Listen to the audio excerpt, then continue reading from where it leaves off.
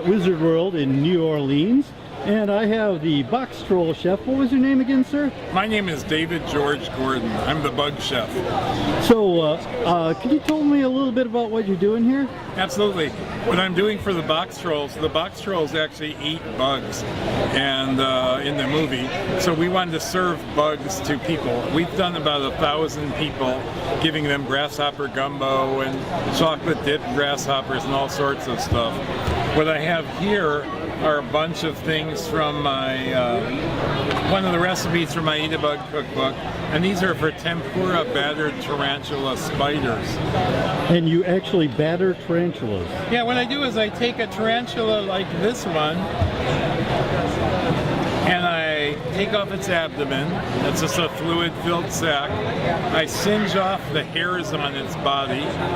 I dip them in tempura batter, and then I deep fry them.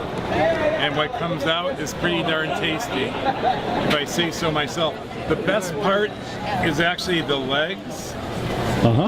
And they're kind of like a Cheeto or a soft-shelled crab.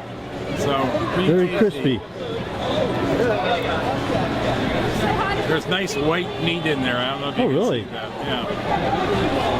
That's I'm ready the to best try part. the leg. Hang on. Oh. Hang on. Okay. Minor interruption there. I hope you're going to edit some. Maybe, maybe not. Yeah. Besides the spiders, what else do you serve?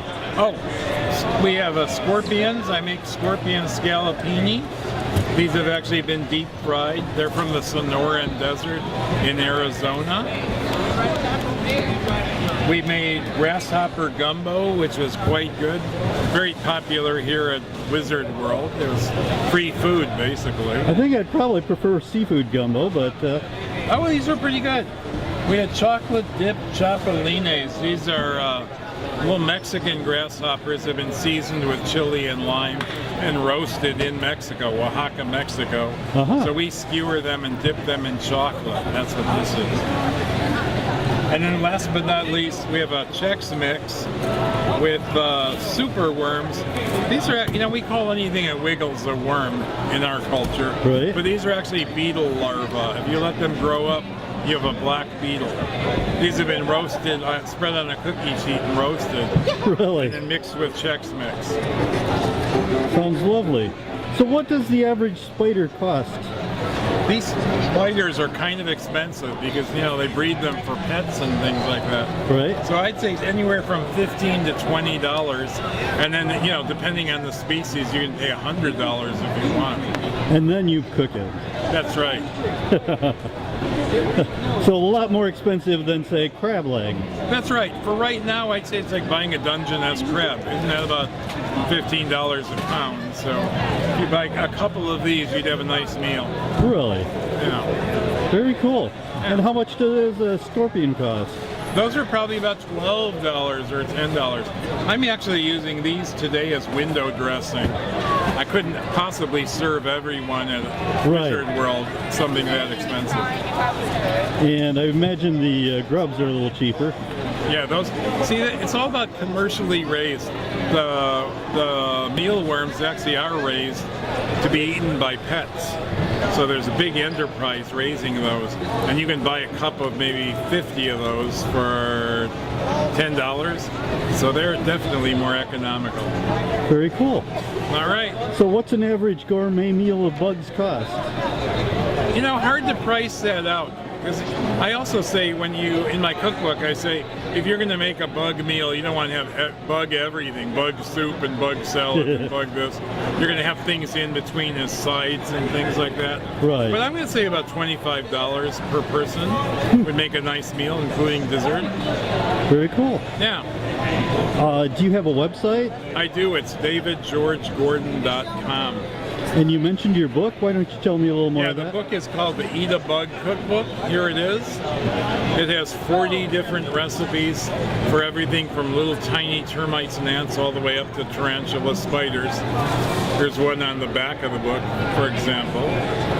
And it actually was published originally in 1998. It's been in print for almost 17 years now. Very cool. Yeah. So if you're having trouble with pests in your home, eat them. If you can't beat them, you should eat them. That's my motto. Well, I want to say one other thing is, last year the UN came out with a report that said the way the population of our planet is growing, there's going to be another billion people in the next 30 years. We couldn't possibly feed everyone with our conventional protein sources like beef. It's just too wasteful to raise that much meat. But on the other hand, if we were raising things like grasshoppers or other bugs, way more economical. It's something we should do. So they're encouraging people to get out there and start growing grasshoppers instead of cattle. so, got any good cockroach recipes? I do. I have a couple of those. But quite frankly, I'm not a big fan. They don't taste as good as they ought to. But in China, I see they're raising cockroaches in enormous quantities for food and for medicine. Really? What medicine can you make from it? I'm not really sure. You know, traditional Chinese medicines, they use everything from centipedes to beetles and powdered this and that. You can buy ants in Chinese pharmacies. They say they slow the aging process and they increase sexual vigor. Yeah, it's organic Viagra. They're always looking for something for that over there. It kind of cracks me up because there's no shortage of Chinese people. Very true. Yeah. Well, thank you so much.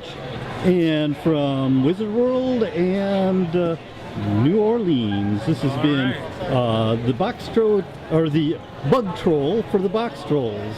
Bug chef. The bug chef. That's me. Not a bug chef. The bug chef. That's right. And I am John with the Weird Review. Thank you so much.